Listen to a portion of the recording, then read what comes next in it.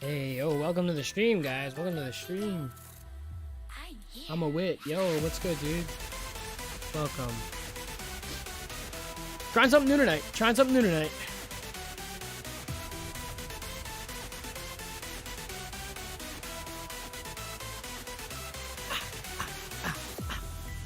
We're doing YouTube tonight. We're doing YouTube. Let's go, guys.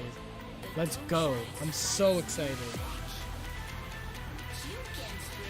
Forgive me, I am using a slightly different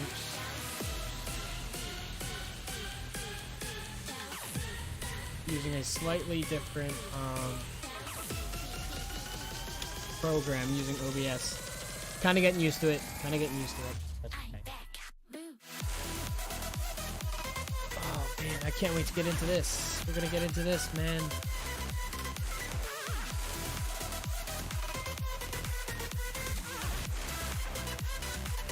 I wish this thing that says learn more was back. But we can fucking back. Turn down.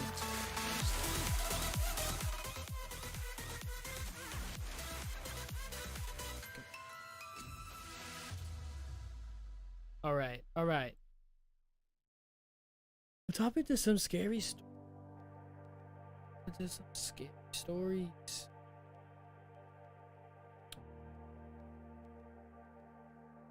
Back up. What's good, Vaz? Welcome to the stream, man. I really appreciate you being here. This is the first YouTube stream, dude, and we're doing some Reddit deep dive. So what we normally do on this type of stream is we're just gonna go through my Reddit feed and we're gonna find some crazy shit. Things are posted so often on Reddit that, like, you know, oh my god, there's communities in South Jersey. But yeah, things are posted so often. Like, hello, bruv. What's good, bro? Can't sleep, so I'm gonna watch your stream for now. Oh, well, you're gonna have some trouble sleeping after this, man. There's some fucking creepy ass stories, man. So we are actually going to do one quick thing.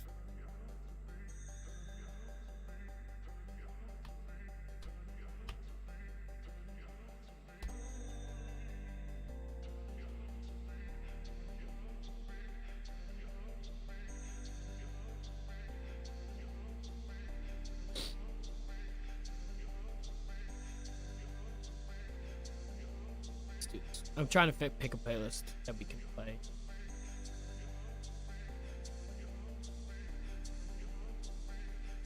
Because I don't want to play this.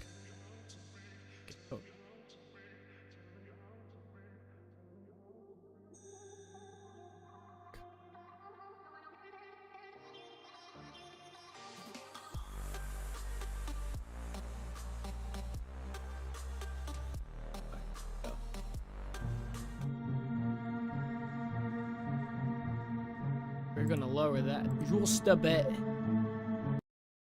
Not mute. All right. A little bit better. One more time. Yeah. Ready to listen to some stories while I play Siege. Oh, well, I really hope you enjoy it, man. I really hope you enjoy it.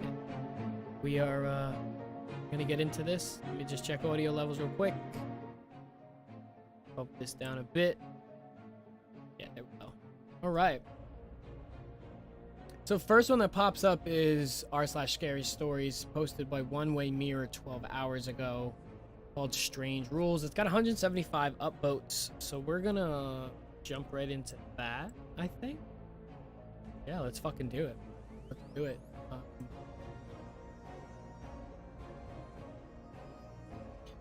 Oh, this is a kind of long one, but you know, fuck it, man. Let's go right into it. I worked as a cashier at a gas station. I had to attend night shifts most of the time, so I was pretty fed up with my job, as it was hectic. And moreover, I left exhausted most of the days. I had my bills due and needed more money, so I started looking for a new job, which paid better, and that was easier either way. I stumbled across an advertisement looking for recipient work, for a recipient to work at the hospital. I wasn't interested before I found handsome Sal. Dude, is this person speak English? I wasn't interested. Before I found handsome salary they were willing to pay. Before I found the handsome salary they were willing to pay. I really needed some money, so I didn't hesitate and immediately applied. To my surprise, they mailed me within an hour. They did a short interview, but they asked me very strange questions like, are you afraid of the dark? Are you religious? Etc., etc., which I wasn't expecting.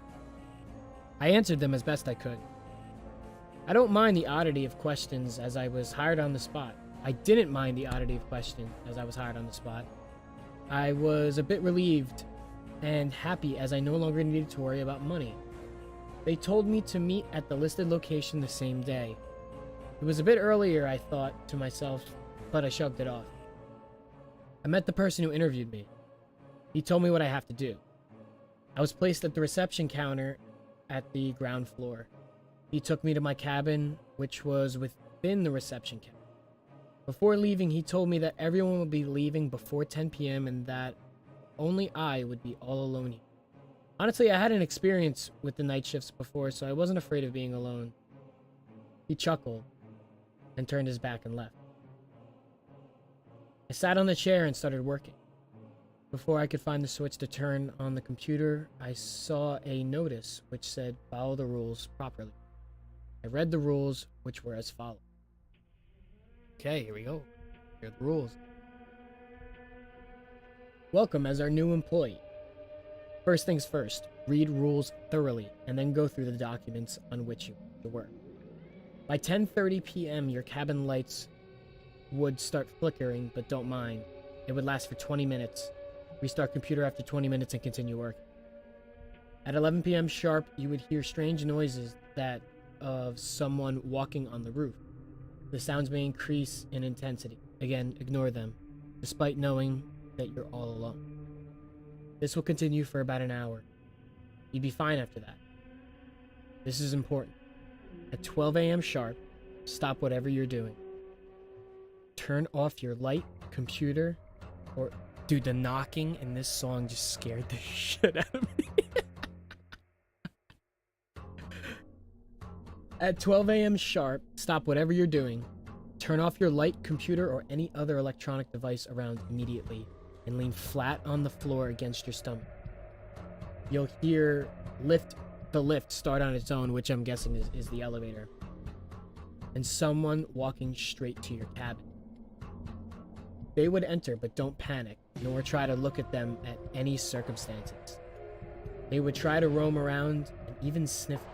You'll be fine as long as you don't panic. After you hear them leaving, lock your door before continuing your work. At 1 a.m., it would be... Dude, I would not... No fucking way. I would not... I'd be like, we're done. I quit. I'd rather be living in a box. 4. At 1 a.m., it would be getting hot inside. Don't try to fix the fan as it won't work. Take off your clothes if necessary, but don't leave your cabin. If you leave your cabin, you are as good as dead because they want you to be away from your cabin. You can only pee between 2 and 2:30 a.m. You should be careful while going towards the lavatory. On your way back, you would hear someone behind it. If it's a man and he asks a question, answer it, but don't look back. You're safe, and head straight towards your cabin. But if it's a woman, run as fast as she starts speaking and hope you are fast enough. At any circumstances, never look back, no matter what. At any moment after 3 a.m., you would notice a nurse show up by the counter. Ignore her, and try not to look at her. Whatever she says, just ignore. Focus on your work. If you notice her leaving, you're safe. But if she keeps standing there, don't even think of looking towards your left, no matter what you see in your peripheral vision. You can use your hand to cover your eyes or whatever, but don't look towards it.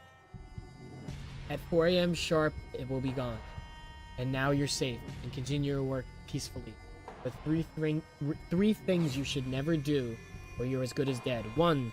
Leave your cabin or hospital at any circumstances except between 2 a.m. and 2:30 a.m. 2. Take a nap or sleep. I read above instructions and was baffled. Is this a joke? Are they trying to prank me? I thought. This was before my lights started flickering. Jesus Christ, bro. No way. No way. No way. No way. Not happening. Not happening. Oh my god. Calling the cops and dipping. I'm out ski. Jimmy is sexy. Thank you, Herbs. Thank you for being here. I really do appreciate it. No way, bro. I don't... No, I couldn't. I'd be like, no, we're out. Let's see what the comments say. We need a sequel. Need a part 2. This is dope. Better follow those instructions exactly the way you read them. Do not hesitate from the... I love people who comment like it's real. Yeah, nope. No way. I'd be dead in your situation. Did you already post this in r/rules horror? This story is really good. That's as far as it goes. Nuts.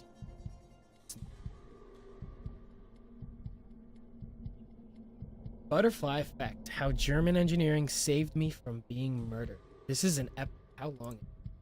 I don't like really eating. Oh, this isn't that. Yeah, this isn't that long. Let's read this one. This is going to take a while to explain everything, so stay with me. It all comes around. My very first car was a dark green 2000 Volkswagen Jetta. It was the most basic of basics when it came to cars. No options whatsoever except for an automatic transmission.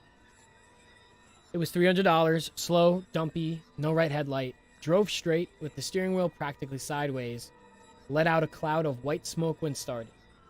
Every stereotype of a poor high schooler's car you can think of. My car was no exception. Despite it being a piece of German crap, I loved that car. I drove it every chance I had. I don't think a day went by that I didn't drive it. I named it Thunder Bunny. She was my baby. My beautiful green baby. Okay. But Volkswagens from that generation, Jettas especially, had a pretty bad flaw in the automatic transmission. I'm not sure exactly what causes it, but essentially the transmission gradually gets worse and worse until the car will not shift into third gear. And there's not a thing you can do from there. So a couple weeks after Halloween 2019, I was going about 30 miles an hour when the engine suddenly roared. The car wouldn't speed up. I feared the worst, and my fears were justified. My dad, a mechanic, didn't even have hope for my baby.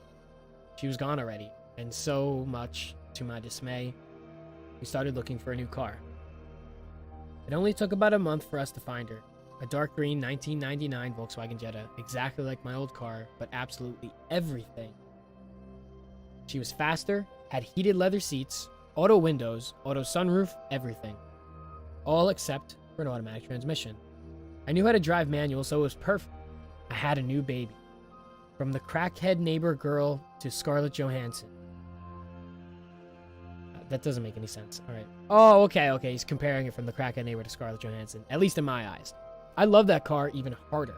Named it Little Boy and was happy. What an odd fucking name for a car. Little Boy. My car's name is Little Boy, and I love Little. Okay, I'm done. All right. Okay, I'm about to get to the story. But I have a few more quick things to explain. You can skip this if you want. It's important but not vital to the story. We're not skipping it.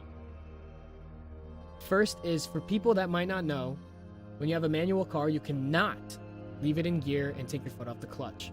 If you do, the car will stall, which is bad. So if you do leave your car in gear, you need to turn the engine off before taking your foot off the clutch. If you don't want to turn the car off or have it turn off itself, you need to pull the handbrake or it will roll away. Guess what the only really broken thing on my car was at this point this story takes place? You guessed the handle brake, right. And that was the second thing. No handbrake. Oh. Okay, now to the story. I was working as a pizza delivery driver in a smaller, growing town in Michigan. It was good money, but every once in a while I delivered to an incredibly sketchy place, and I've had a few shotguns pulled on me. One night about 2 months ago, I was delivering on a Friday. Usually Fridays are very busy, but this day was a little slow. So when a delivery came in at 8:30, a half hour before we closed, I jumped on it. I realized it was 7.1 miles away, so all of the closing jobs would be done by the time I got back, and I would have been able to leave immediately. It was a way out of town in a woods surrounded neighborhood. But again, no work when I got back to the store. Seemed like a good deal to me. Does anyone know how to proofread on Reddit? Like, is that like not a thing? Like, people just don't proofread on Reddit? I don't. whatever. And I'm all about those sort of deals, so I climbed into my car and went to drive 7.1 miles. As I pulled up to the house, I began to get a bad feeling. The house was in a small trailer park type neighborhood next to a lake. The kind that the houses are all a good distance apart with a likely drug problem. And it was completely dark. No lights inside. No lights inside, none inside. Okay, I guess it's dramatic effect. There was a single car in the driveway and an open window on the side of the house. I pulled in behind the car in the driveway and sat there for a moment. Something was off. By the house being completely dark, I mean there wasn't so much as a nightlight that I could see. Usually when I deliver to a dark house, there's at least a light on upstairs or something that would signal someone being awake, waiting for their pizza. But the house seemed dead. Nevertheless, I put the car in gear, turned off the engine, grabbed the small, cheapest pizza we had, got out. Without my headlights on, there was nothing. I could barely see the house. The only light was the dim moon. I walked onto the porch and passed the big open window to the front door. As I reached for the front door, I saw it. The door was slightly cracked open, just enough for me to see into the void of the house. Thinking of every single horror movie I've ever seen, I said aloud, "Fuck that." Me too. Me too, bro. Oh my god, fuck that, and hurried back to my car. I'm a tall, well-built looking guy, but despite my wide shoulders and baggy hoodie, I'm a frail thing and can hardly fight off a small dog. I got into my car and turned on the engine. My headlights illuminated the house, and almost simultaneously, the living room light behind the big open window lit up, and a single guy looked out and walked to the front door. I cussed to myself and weighed my option. If I went up to the door, I could die. If I noped out, there was a 110% chance of being fired. That meant no new car part, no gas money, no cute dates with my girl, just sitting at home doing virtual schoolwork. It was a stupid choice, I know, but I grabbed the pizza and opened my door. Making a choice I'm damn glad I made. I took the car out of gear and climbed out, mostly so my engine would still be running, so that if I needed, I could run back and immediately take off. I walked to the door where the man had opened it the rest of the way. As I got closer, I got a good look at him. I'm not one to judge a person based on their physical appearance, but this guy's head was cleanly shaven, covered in tattoos. He was wearing a pair of gray jeans and a white tank top. He had a scowl on his face and was staring me dead in the eyes. I looked past him for a moment into the house, which was complete empty. As I got close enough that I started opening the pizza bag, he started to reach around his waist. I stopped. He was staring at me with the most evil grin I've ever seen. I knew in that moment that I was about to die. I'd always heard your life seems to flash before your eyes. I thought about my girl, that she wouldn't know what had happened. My work would stop delivering upon my disappearance, assuming that my body wasn't ever found. My dad would regret telling me he was happy for me landing this job. God save thee. That's when I heard it. The distinct sound of gravel under a tire. My only pathetical small chance of escape was rolling away. I didn't even look back at the car to know that. I just stared at the man and was about to say, "Fuck you," when he looked back to my car. I heard the sound of the car rolling. It was getting closer. The guy's eyes went from the driveway to behind me. I finally looked over my shoulder. My car had rolled backwards and had to come to a smooth stop near the mailbox of the house. I looked back at the guy, who had a nervous look. He looked back at me and scowled again and took his hand from around his waist. He reached into his front pocket and took out $12 and handed it to me. I gave him the pizza and watched him slam the door shut.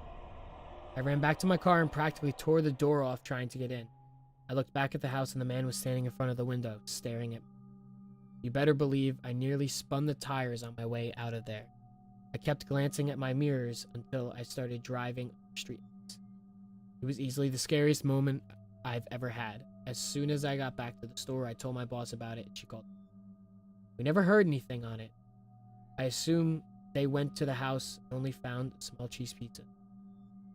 Started carrying a knife on me at all times, and my boss is considering getting trackers for a pizza bag. Only recently I realized this is sort of a butterfly effect. I thought it was the worst thing ever that my transmission went out, and cursed Volkswagen for designing such a terrible automatic transmission, but that transmission was still working. Then I would still have that car. It's happened. I would have put the car in park, and it would have sat there, while whatever would have happened to me happened. I have zero doubts in my mind that that man was planning on murdering me. So shitty German engineering saved me from getting murdered. Wow, what? Edit. I'm assuming that when my car began to roll, the guy assumed there was somebody inside, backing up to pick me up. The engine wasn't revving, but if you're about to murder a person, you probably don't focus on those details. Sorry for anything. That dude had some sort of plan that most definitely didn't involve enjoying a delicious slice of pizza. I'm glad you're okay and nothing more happened. Pizza was for after. F that.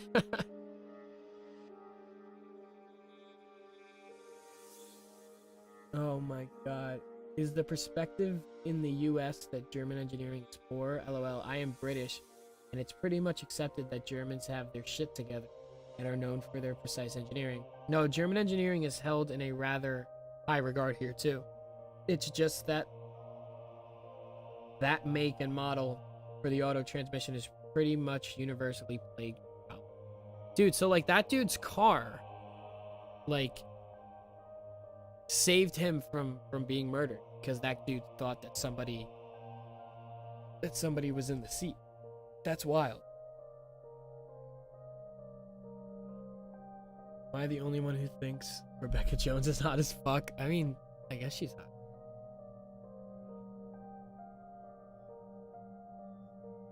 Oh, that dude is so sharp.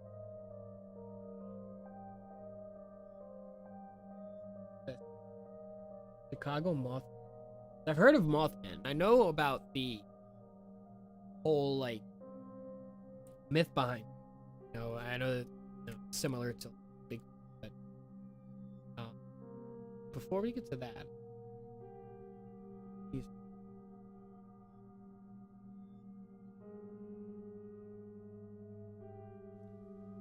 over 50 years ago in Point Pleasant, West Virginia. So,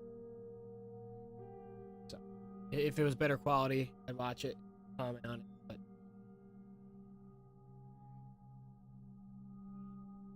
but to those of you with penises, do you feel anything past the tip?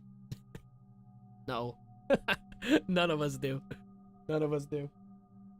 And if you say you do, you're a fucking weirdo because it's not true.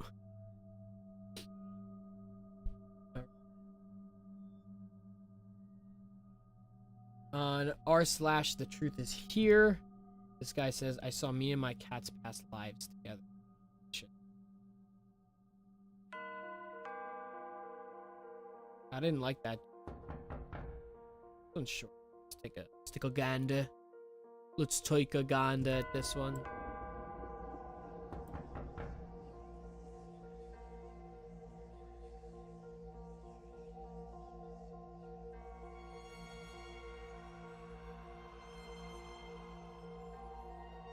But it's not. Alright, let's try this. Posted the story in r/high strangeness, which I'm gonna follow now, because why the fuck not?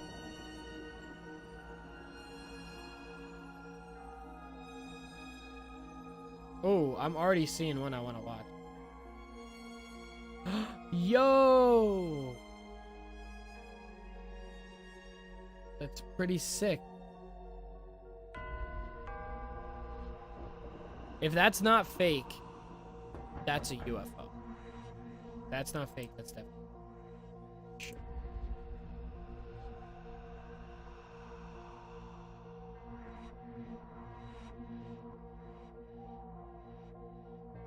Human-sized jellyfish caught camera.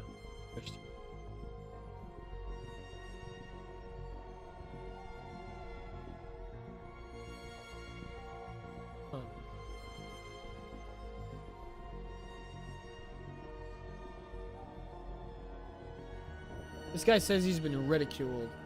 This was posted an hour ago.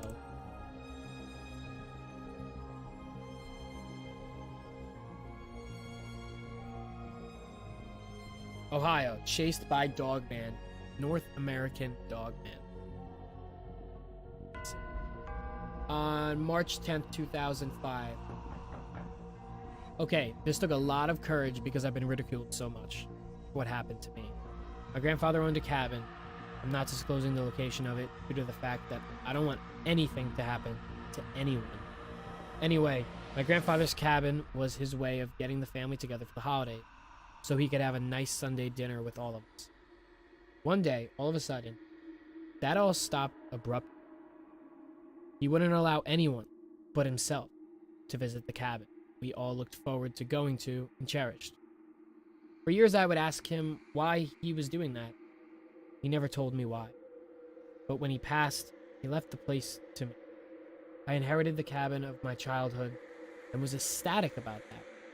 It was soon after that I realized why he did. I would go out and walk the woods on game trails, which are everywhere.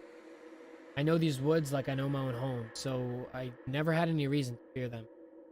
It was on one of these walks that I encountered what people called dogmen. I was walking, just like any other time. Nothing was different. It was then, on one of these game trails, I noticed an offshoot. A small trail that it went about 6 to 7 feet back. I could see that something had bedded down there. Thought it was a deer. I then walked in the bedded area, soon realized this was an ambush for whatever made this bedded area, and it was massive. My arm hairs stood erect, and a chill literally ran down my spine. I felt as if I was being watched from different vantage points. Since it was nighttime, I had a tracking flashlight at my sidearm, the latter of which I drew and kept it at the ready. I genuinely feared for my life at this point. All of a sudden, an ungodly growl was made to my right, about 10 to 15 yards from me, very close indeed. I pissed myself. It was so terrifying. I didn't immediately run, fearing that whatever it was might take me as threatened. I turned and started heading back on the main trail, and when I was about 5 minutes from the back door of my cabin, this thing let out a howl that I swear felt like it went right through my body. I then proceeded to run. As soon as I did, this thing was chasing me. For every 5 steps I took, this thing was taking 1. That's how fast this dogman was. I heard the sounds of branches being ripped off trees, and I could have sworn I felt the vibrations of it running after me. I barely made it to my cabin and slammed the door, locking the 2 deadbolts and the chain lock. I then turned on my spotlight and shined it into the tree line. There were 3 sets of eyes in the tree line that shined vivid yellow with enormous black pupils. I felt as if the thing could read my mind, but I'm not sure it could. All I know is that I'm alive and have since heard them many times, but I don't take night hikes anymore. I haven't for years. Shit. Yeah. Now this is a Google link.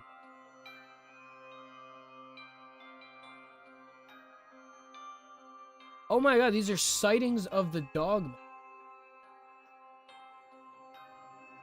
What?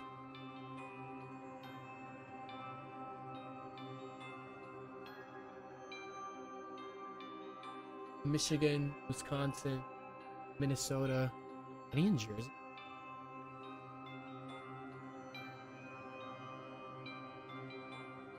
Wharton State Park. Hamilton. Date unknown. A park ranger, John Irwin, was traveling through a deserted road within the forest and had reached a spot, Mullica River, and next to the road, when up ahead his headlights shone on a large dark figure that was emerging from the wood, was moving into the roadway. As he got closer, the figure stood in front of the car, blocking the road. Irwin had to stop his car in order to avoid hitting the creature. The creature was described as being over 6 feet tall and covered with black fur that looked wet and matted.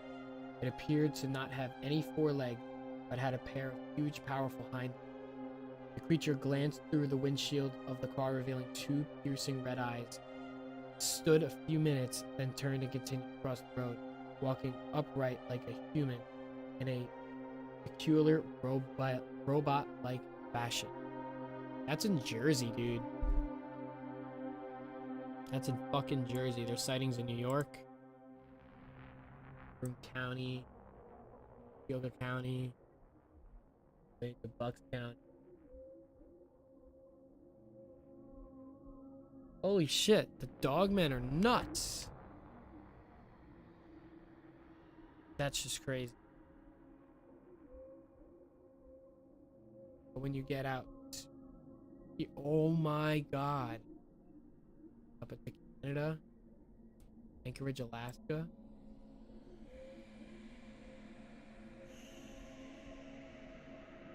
Looks like it's kind of mainly to the United States and Canada. Going down to Mexico. Just that. Dude, that's wild. That's absolute.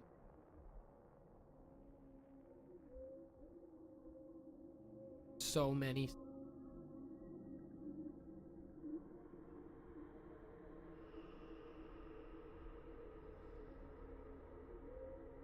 Wow.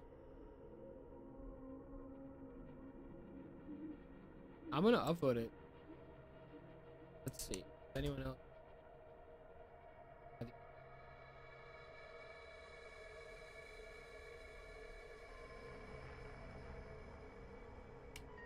Do that. That's up. Weekly Strangeness. Quick speed.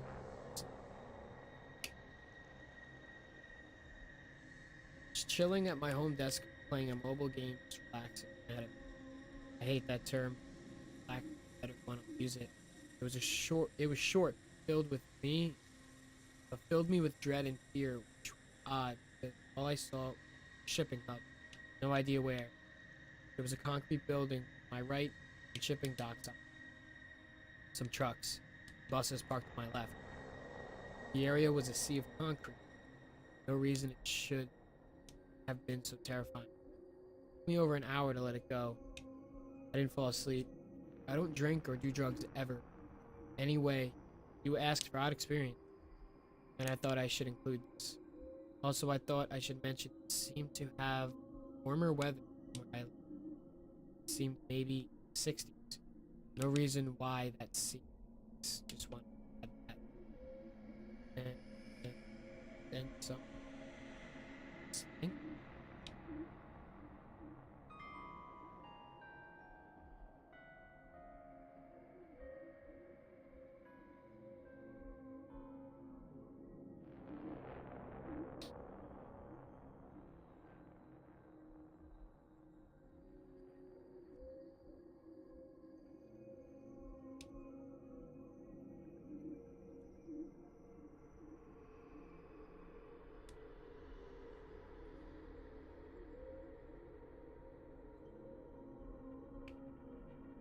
That's really like that's odd.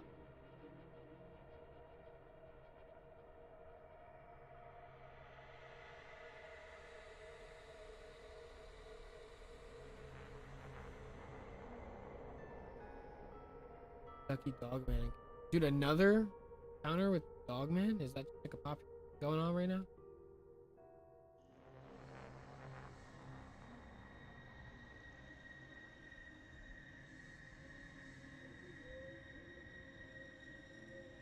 Topics which I saw while in office serving on the State Federal Relations and Veterans Affairs Committee. The document I saw was an official brief to President Eisenhower. To the best of my memory, this brief was pervaded with a sense of hope, and it informed President Eisenhower of the continued presence of extraterrestrial beings here in the United States of America. The brief seemed Former to legislator that a meeting between Henry the president McElroy Jr. and some of these. Dude, that's wild. That's crazy. But to be honest with you, I'm scared of the Men in Black. So we're not gonna keep watching that one. I honestly think one day the Men in Black are gonna come and get me. I think that's like a real thing that could definitely happen.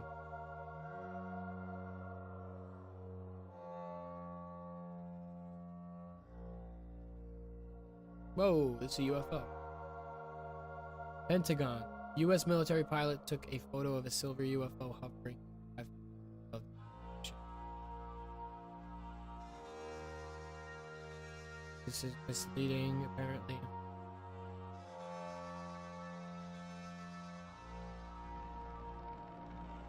They're described as a, quote, cube inside a sphere and a large black triangle craft. Oh, but this isn't a reliable source. I'm not. I mean, neither is Reddit.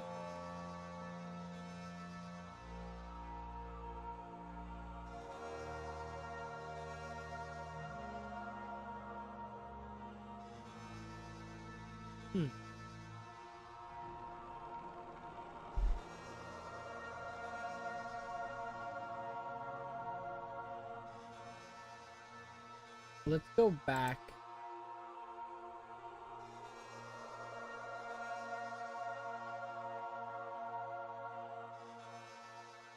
Let's go to Let's Not Meet. Those ones are always fucking cool.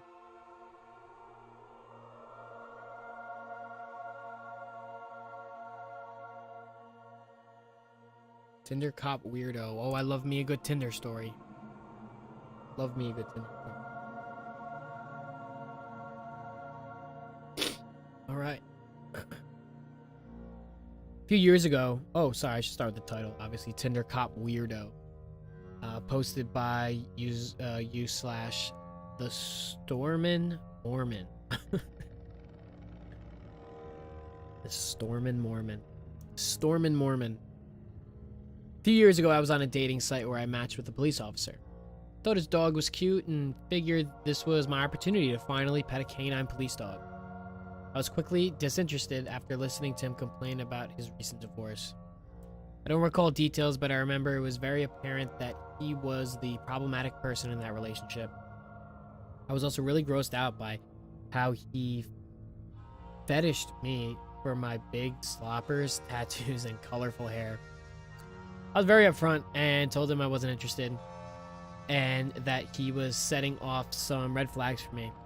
He begged me to give him a chance, but I said no, and I blocked his number. Good on you. Good on you. A few days later, I get a knock on my door at around midnight. Oh my god. My heart dropped into my butt. It nearly startled me so much. I look out my peephole and see a stranger holding food. It's an Uber Eats delivery driver. I tell him through the door I didn't order food, but he said someone else ordered it and he knew my name. I asked who ordered it and he said a name I didn't recognize. I tell him I don't want the food and give him directions to the dumpster to throw the food out because at this point I have no idea if he is actually from Uber. Good point. Later on, I'm going through my dating app matches and realize it was the cop's name. Didn't see that one coming. I go through my blocked messages and this guy had texted me a lot. The last text, I hope you liked my dinner. I decide it's best to unblock this man so I can keep an eye on what he's saying in case I need to be worried about my safety or if I'm gonna need to buy some bear mace to drop a cop. Oh, that music got me. That music got me. A few weeks later, I'm at work. I'm a hairstylist. And I get a call from a number I don't recognize. I answer because I assume it's a new client. The voice on the other line says, "Hey, Rachel, I'm at Starbucks across the street. What's your drink order?" I ask, "Who is this? I don't have you in my appointment book," assuming it's a regular and I made a scheduling error. He says his name and again, my heart drops into my butt. How does he know where I work? I asked him how does he know where I live and work, and he explains that he did a reverse image search on photos from my dating profile, found my social media, and my Yelp page from my salon. Then looked up your address from there. I tell him I'm calling his station and reporting him for stalking, and if he ever comes near me, I will consider it a threat and will be ready to physically defend myself. After all, oh my god, that's insane. Oh my god.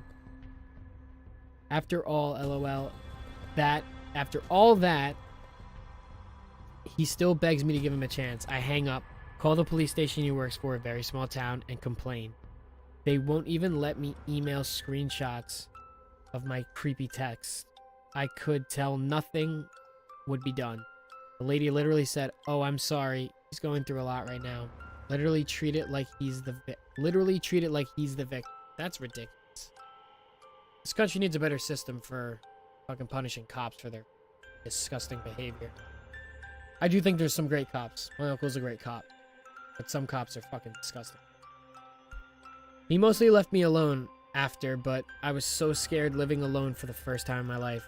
I have a semi-popular meme page on Instagram with about 8,000 followers. I sifted through and found like 5 of his accounts. I blocked them and moved on. This was several years ago, but all these memories came flooding back when I noticed a familiar profile photo on an account who commented on a post. I must have missed an account of his when blocking. I had posted a photo of me holding 2 big tunas I caught on a fishing trip, and he commented, "God, I wish I was one of those fish. I'd love to know what it's like to be held by you." Barf. Oh my god.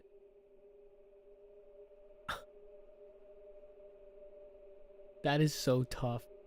That's ridiculous. Never date cops. They have an insanely high domestic abuse. That is true. Can't argue statistics. Yeah, I have heard that. I didn't know back then. Honestly, I'm on dating sites at that point.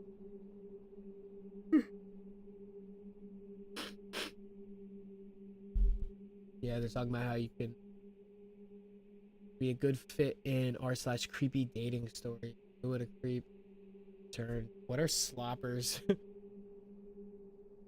My guess would be, put it delicately, they hang off my lady's chest. Michael Scott. Oh my god, that was creepy. I was stalked for months by a guy who worked at my local grocery store. Is it weird that I like the stalker stories? I find them very interesting. Like, it's so weird to say. I almost feel like I'm incriminating myself, but I love stalker stories. Man, they're awesome. This one's getting upvotes as we speak. It's a long one. See what the comments into. Oh, they're just following up in the yeah, we're reading this one. They're following up in the comments. I was stalked for months by a guy who worked at my local grocery store. This happened about 4 years ago. I was 20 at the time. The first time, before I start this, let me just go grab a drink of water, guys. I promise I'll be right back in like 10 seconds. It's gonna go to the endings. I'm just gonna put the starting screen up. I haven't set up my ending screen on OBS yet. Okay, be right back.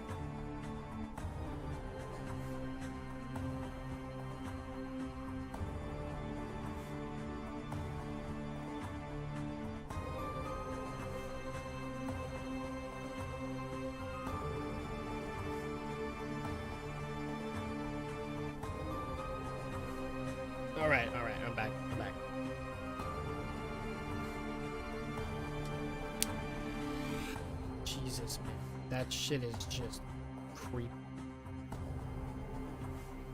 Chat back.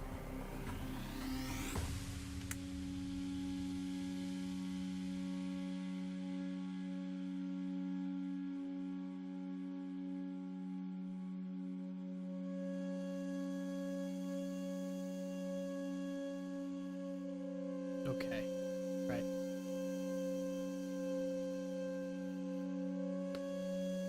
Sorry, I felt like I was just dying of thirst. I was just dying of it. Just dying. Alright. So, let's go back.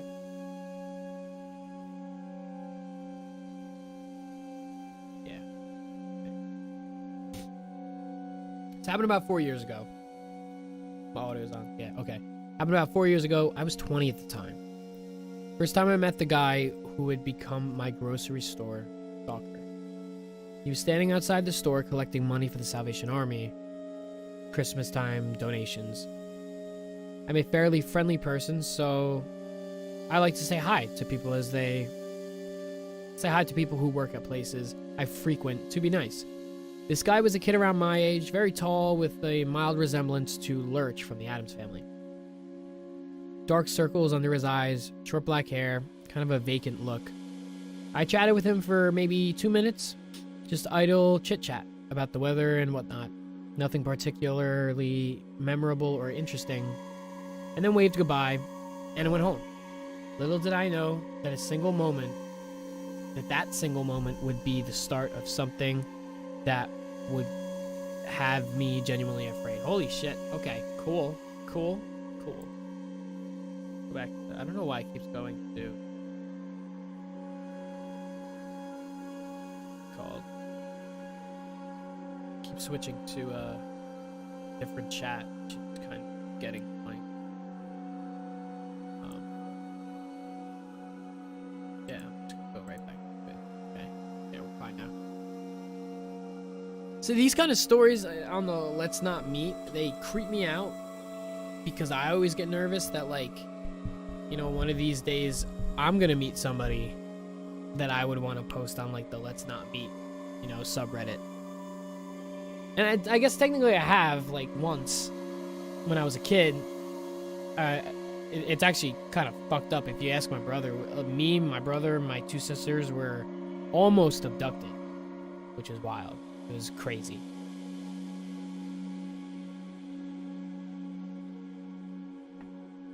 So, maybe that's why, but who knows? Who knows? Let's get back into it. About 4 or 5 months passed, and I hadn't seen him again. Then one day, as I was grocery shopping with a friend, as we were chatting, she suddenly got really quiet and kind of recoiled backwards, looking behind me. I turned around to see this guy who had to be at least 6'4", towering over me, not 8 inches from my body. He said hi, and told me he remembered me from that December I had talked to him, and then asked for my number. I, being young and never having experienced this type of interaction before, told him I didn't have my number memorized, but that I would write his down and text him later. I kind of half waved my phone at him, pointing out my, at the time, boyfriend, whose picture was my wallpaper, making a point to say, "Oh, look, that's my boyfriend," to the guy, hoping he would clue in, but no luck. He told me his number, which immediately upon getting, I blocked, without letting him get my phone number. However, what really made my blood run cold was what he said after I put my phone away. He leaned in real close in a low voice and told me, "Whatever I text you is for your eyes only." At this point, I started to feel genuinely uncomfortable. I said, "Yeah, sure. Nice talking to you, but we gotta get back to shopping." I grabbed my friend and I dragged her off, shooting a panicked look at her and asking why she didn't bail me out. Apparently, he scared her too with his getting so close to me, and she didn't know what to do. Now, I want to make it clear, I'm not exactly a small girl at 5'8" and solidly built. I can certainly handle myself, and I very rarely feel intimidated or small in the presence of anyone, male or female, but this guy made me feel tiny and scared. In the months that would follow, he would make me feel truly frightened. I'd hoped that creepy interaction would be the last time I saw him, but that was unfortunately not the case. Scroll down.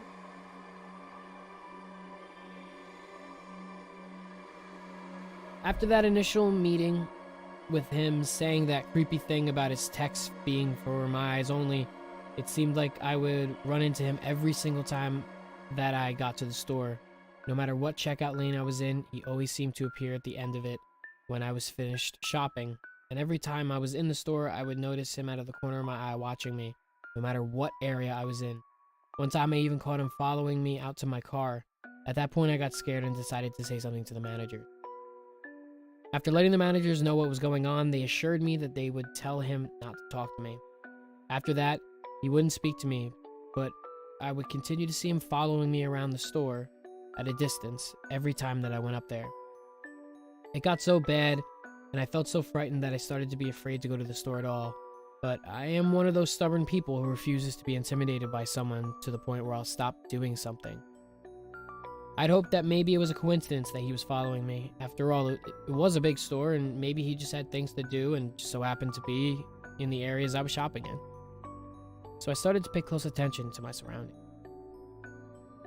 Once I started really paying attention, I realized that every single time I was up there, I would constantly notice him in the areas of the store I was in. During my last encounter with him, I went up to the store to grab just 2 or 3 items I needed for dinner that night, and I first saw him standing outside the store when I got there, and with his back to me, I quickly ran inside, hoping he didn't see me. Unfortunately, a few minutes later, I saw him at the very back of the store, and items in hand, I immediately made a beeline towards the front.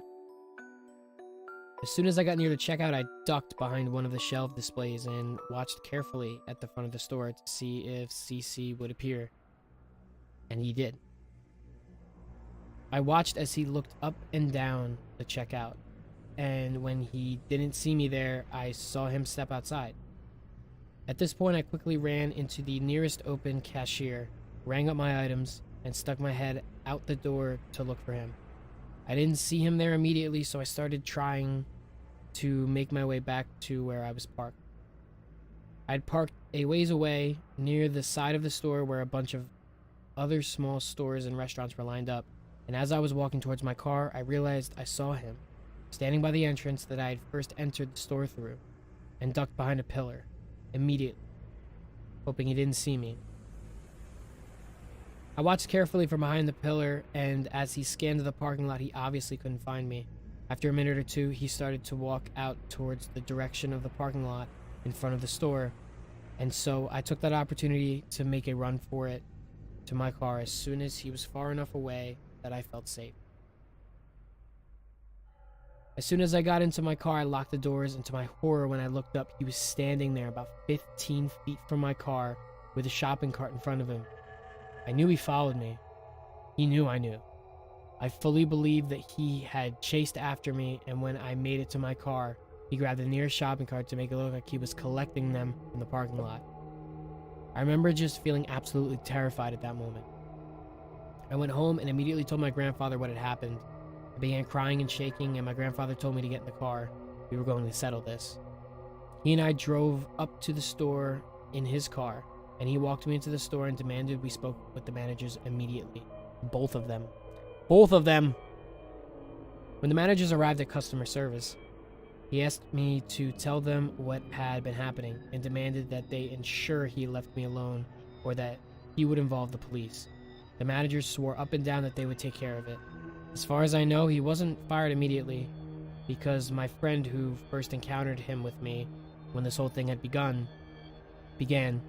told me that she would see him from time to time when she was there by herself, but that anytime I went with her, she would never see him.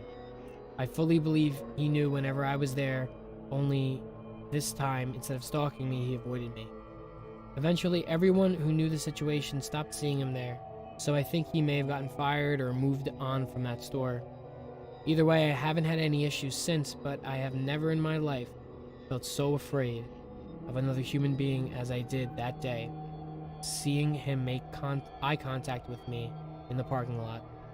As I locked my car doors, it still creeps me out to think he was watching me so closely every time I entered the store that he could so easily avoid or follow me whenever he wanted.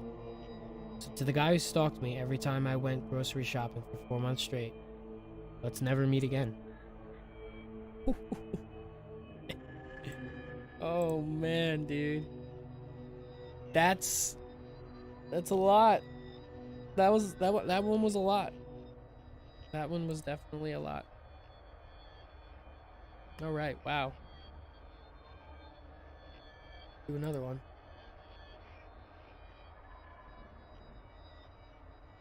I almost killed someone at work up.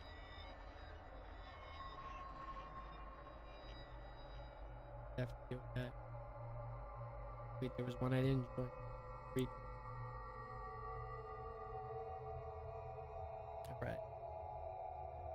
Alright. Alright.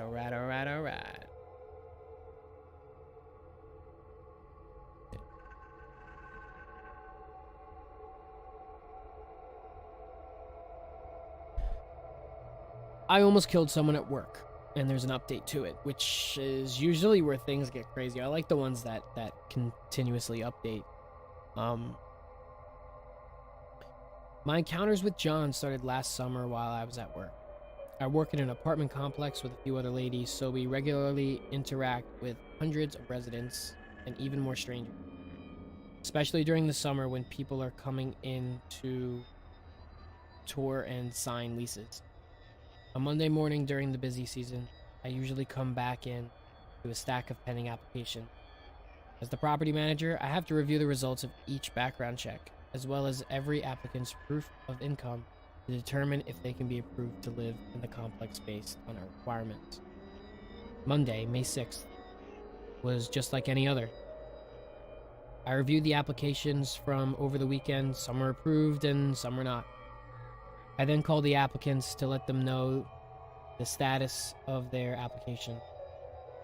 One of the declined applicants, John, was particularly sketchy looking. His credit score was particularly low. He had no obvious source of income, and a lot of his payment history consisted of late payments. The biggest red flag, however, was a collection for a landlord for over $6,000. This immediately indicated to me that he had skipped out on his previous apartment and/or completely trashed the place. Like everyone else, I called him to tell him why he was declined and to explain that he would be sent and that we would be sending him an adverse action letter. Once I was on the phone with John, he initially said I must be wrong about the collection amount. I gave him the name of the complex. He then tried to explain the perfectly reasonable explanation for why he must have the collection amount.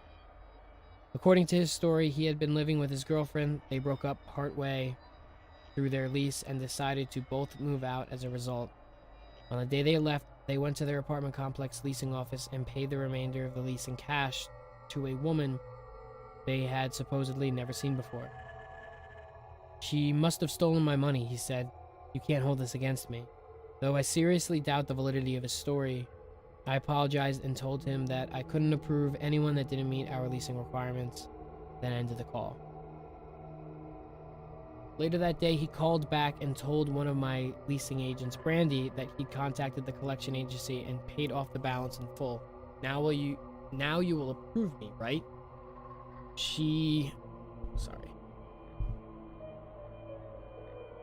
asked him to forward the proof of this to our office and told him the manager will have to look at it to decide if you can be approved now. Sure enough, the letter from the collection agency came in later that day. He called back again and she told him that the manager would have to look at it and then let him know. Meanwhile, I was trying to decide if I could even approve him. Technically, he still had a collection amount on his record, even if the balance was zero, and didn't meet some other rent requirements. Thankfully, before I had to make a decision, someone else with a great credit score and solid source of income came in and rented our last one-bedroom apartment. The apartments are first come, first served, so we called John back and told him that we unfortunately no longer had any one-bedroom apartments. That sucks for John. Fast forward to late July 2019. I'm at work with our newest leasing agent, Sarah. One afternoon, preparing for turns, a young man with swallow skin comes in, and immediately I recognized him, but I wasn't sure from where.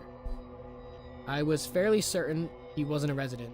I recognized most of the people that live in my complex. But maybe he was a friend of a resident or someone that had toured recently. He explained that his name was John and that he'd applied for an apartment earlier in the summer. It suddenly hit me where I knew this guy from. Back in May, he, a complete stranger, had tried to get into my car with me here.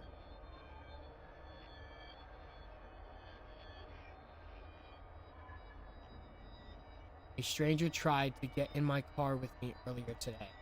Oh shit, okay. This just happened a little over an hour ago. For anyone that hasn't read my other LNMs, I work in an apartment complex and sometimes I get to deal with unpleasant individuals. Usually they're residents, but today it was a complete stranger. I just locked up our office and was walking to my car when I passed a man walking toward the office. I said hello to him as I passed and unlocked my car. Seeing the office was closed, he turned and screamed, "Hey, do you work here?"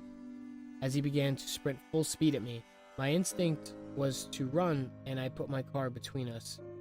Throwing my bags into the car, my guard up, I said yes, and he told me he needed to get in there as he pointed back towards the office.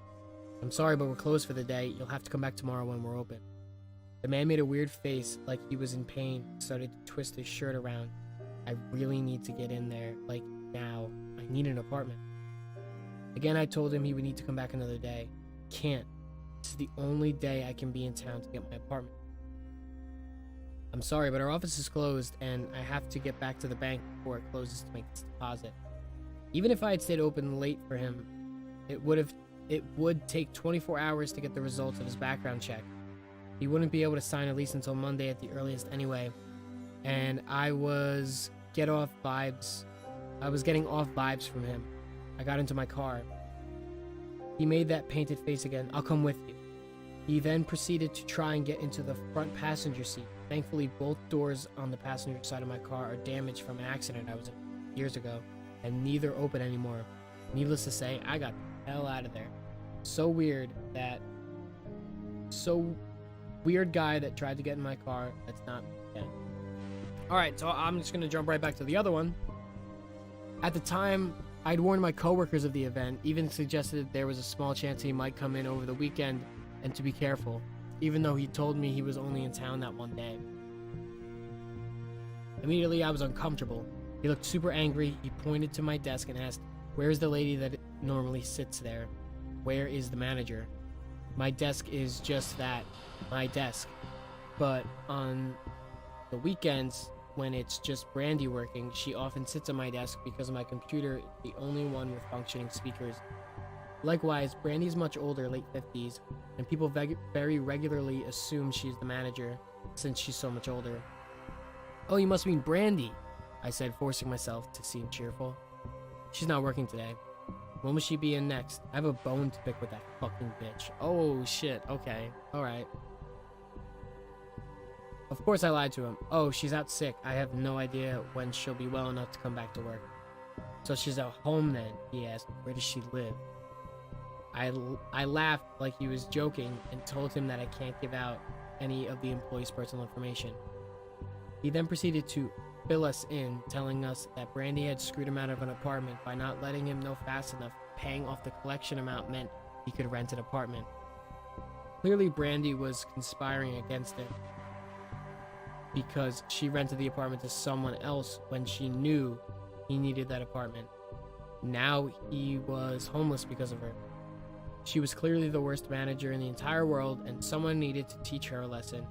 And not only was he homeless now, he was out $6,000 because obviously he wouldn't have paid that balance if he knew he'd lose the apartment regardless. Sarah and I were very attentive the entire time, frowning slightly and nodding our heads sympathetically as he went on his long, hateful rant. Clearly he was mistaken about Brandy being the manager. His rage really should have been directed at me, if anyone, but I wasn't going to point that out to him at this point. In an attempt to curb his anger, I told him that there was no way Brandy or any of us would have been acting maliciously in renting the last one-bedroom apartment to someone else. The apartments are, again, first come, first serve, and we're just doing our jobs by renting the apartments out.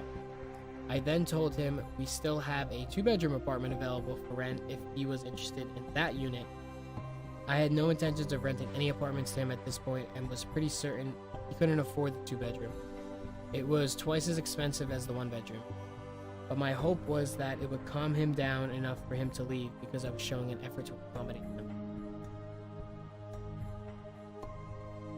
At that point, he told me that no, he wasn't interested in a more expensive apartment, that frankly our complex seemed pretty shitty and he wouldn't want to live here anyway. He then proceeded to ask us a bunch of other questions. Is this a family-owned business? Are you 2 sisters? How old are you? Are you related to Brandy? Does anyone know you're here right now? If something happened to you, would it hurt Brandy? Oh my god. A feeling of dread washed over me. No one asks those kinds of questions. No normal, sane person at least. Worse, he was standing in the doorway blocking our only exit. I looked at Sarah across the room and knew she expected me to know what to do. I'm going to have to kill this guy, I realized. Up to this point, I was hoping that being nice and understanding would be enough to get him to leave. In my line of work, you deal with a lot of weirdos. My husband always gets so mad when I tell him about the weird / creepy / gross encounters I have with residents and strangers. He always asks why I tolerate it. Quote, just kick people out, he tells me. Tell them you'll call the cops. The problem is that a lot of the weirdos are harmless, and frankly, it's easier to deal with them by being nice than mean. If I tried to kick out every resident that is an asshole to me, the apartments would be empty and be collecting no rent. And if I lost my cool every time someone is weird, every time I'd have to deal with that person going forward, it would be awkward and difficult because they'd had one bad experience. Also, you just never know when my escalating the situation will lead to the other person also escalating further, damaging property or harming someone. But in this case, John was clearly escalating regardless of what I said. And I looked at my purse on the floor. Both my phone and gun were in it. It seemed so out of reach. Surely John would notice me grabbing my bag and awkwardly digging around in it. The gun was in a holster in a hidden pocket of the bag. I didn't know if he had a weapon on him. If he'd realized I was getting my weapon, he might attack me outright. Trying to appear still to him, I stretched my leg out, trying to quietly drag my bag closer to me. He screamed something about fucked over all the time by fucking bitches. And I finally snapped at him. You're making me uncomfortable and I need you to leave. He tried to say something else and I screamed again to leave. I grabbed my bag, hoping I'd be able to get the gun out fast enough. I don't know if he saw where things were heading or if he just thought I was going to call the police, but he got up and ran out of the office. Sarah and I immediately locked up the office and left. As we were leaving, Sarah told me how crazy the whole thing was. She'd be wishing for something exciting to happen ever since she'd been hired, and I remember telling her that I thought I was going to have to kill the guy to protect me. With what? The stapler? She didn't know about my gun. Yeah. Thankfully, John never came back in. It's been over a year now, so I think it's pretty safe to assume he's moved on and won't be back. I'm super glad I didn't have to kill him. If he hadn't left when he did, I'm pretty sure it would have gotten to that point. Based on his veiled threats and previous behavior, I really hope that day never comes. Dude, that one was wild. That one was absolutely wild. I think that's a good one to end on. That was really, really fun. Again, I plan on doing a lot more of these streams. I'm probably also going to be doing videos related to topics like this. You know, if I find like really awesome or, you know, interesting Reddit post, I'm gonna, you know, maybe do a YouTube video on it. I'm currently working on a Fortnite video for YouTube. I have a lot of ideas on a lot of projects that I really want to get working on, and I'm so happy to everyone who did tune in today. I really appreciate it. I'm Objective Tank, affiliate Space Camp Studios, and